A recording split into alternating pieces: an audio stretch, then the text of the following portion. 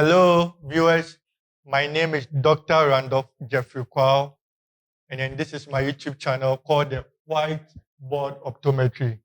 This YouTube channel is going to break things that are very difficult to comprehend in class. Things that when our lecturers begin to teach us, we start to murmur in class because they are very difficult to understand.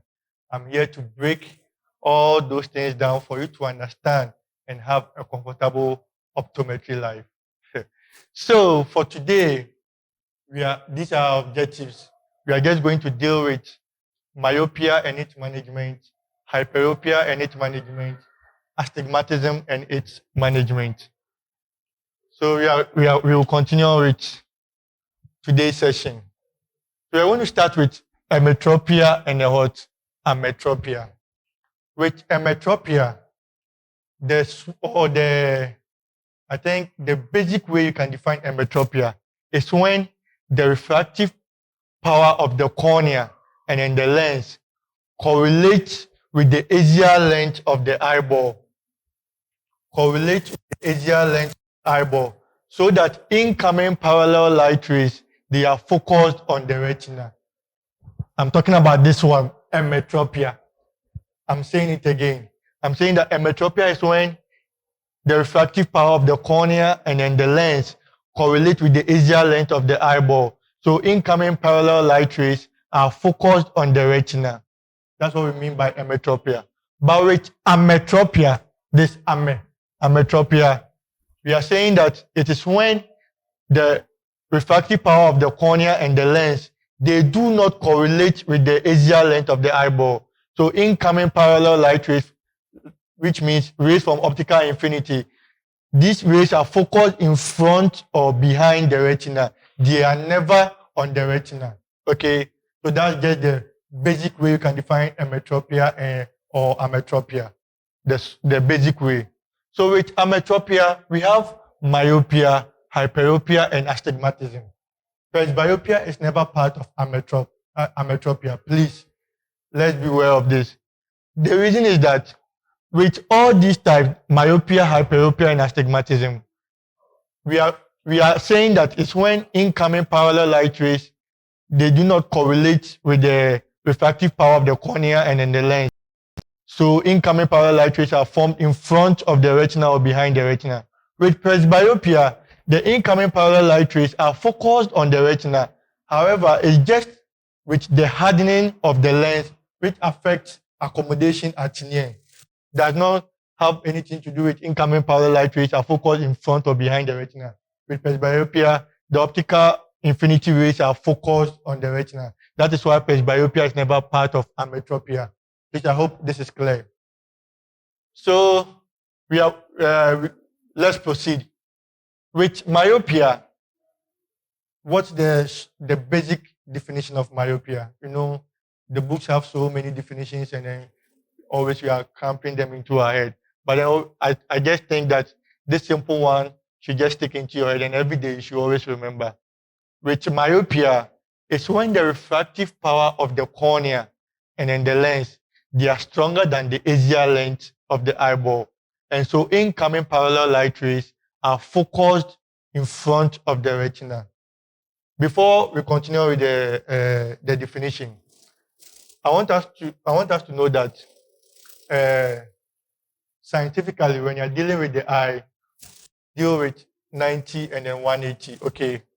So with Ametropia, okay, with myopia and then hyperopia, the curvature for the 90 degrees and then the curvature for the 180 degrees are the same.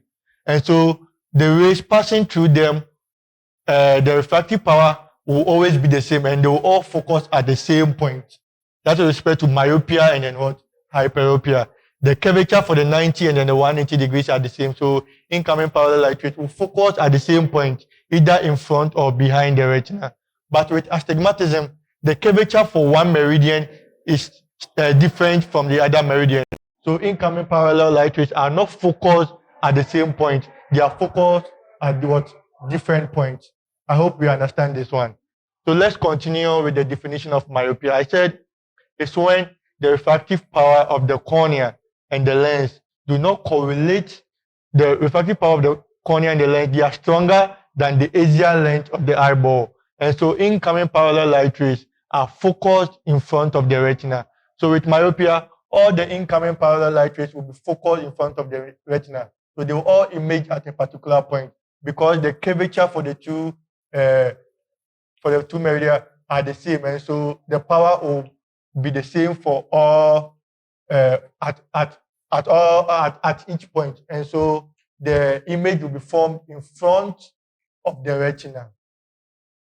And then with myopia, okay, because it is formed in front of the retina, at a particular point in time, images are blurred. So a myop would want to maybe try to accommodate to rather push the image onto the retina.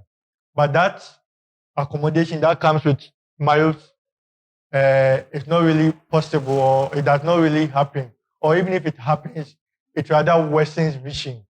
This is because when myopes accommodate, instead of the image going back to fall onto the retina, the image rather pushes forward and rather makes vision worse. So myopes do not accommodate. Which I hope you understand. Myopes do not accommodate. And then I'm saying that instead of, you see, when you accommodate, the power of the lens increases. Okay. And then instead of it to push the image onto the retina, it rather pushes the image further away from the retina. It rather makes vision worse. So myopes do not accommodate. So we will now know the definition of myopia, where we said the power of the cornea and the lens is stronger than the axial length of the eyeball. So incoming parallel light rays are focused in front of the retina. With myopia, there are so many possible causes of myopia. Okay, sometimes it can be hereditary. With hereditary, there is a research conducted by Dr. Anaya and myself where we find out that genetics play part in myopia. Okay, so we found out that when both parents have myopia, the probability of the children also getting myopia is very high, as compared to when just one of the parents have myopia. With that one, the probability of the child getting myopia is very low. I hope you understand my point. I'm trying to say that with respect to the genetics concerning myopia, when both parents have myopia, the probability of the child getting myopia is very, very high than when either parents have myopia, and the probability of the child getting it is very low. Aside hereditary too, sometimes a child can be premature babies also do develop myopia. And sometimes to congenital, they can be born with it and the like. Okay, so these are some of the causes of myopia. So with myopia management, mostly we deal with what? Glasses. Okay, so with prescriptions, myopes do have the prescription where we call the minus lenses. Okay, so the negative lenses or the minus lenses. Okay, so -1, -2, those ones are the prescriptions we give to myopes. So we mostly give them with myopia management. We are mostly dealing with what? Glasses. So we give them spectacles to help correct their refractive error. So with this one, we give them diverging lenses. Okay, we give them diverging lenses, and with these diverging lenses, it will help focus the image onto the retina, depending on the power of the eye or with the prescription we get. It will help focus the image onto the retina. That's with respect to myopia. And then sometimes, to aside the spectacles, we can also deal with contact lenses, where it can also a contact lens will be placed on the cornea and then to help focus image onto the retina with myopes. And then mostly we are also there's also research is also saying that we can also give 0.05% of atropine to also help manage myopia, but then that one is with respect to research. So things are still ongoing to help us find a way of managing myopia, because myopia is now becoming a pandemic condition where we have to attend to.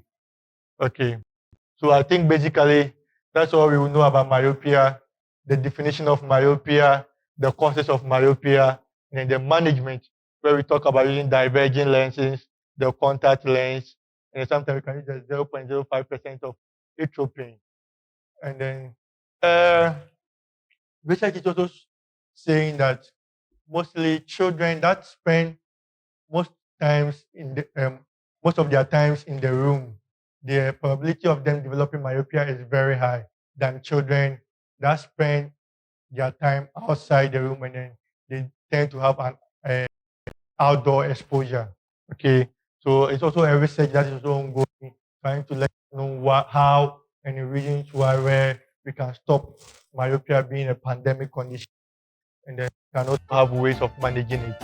Okay, so basically that will be all about myopia.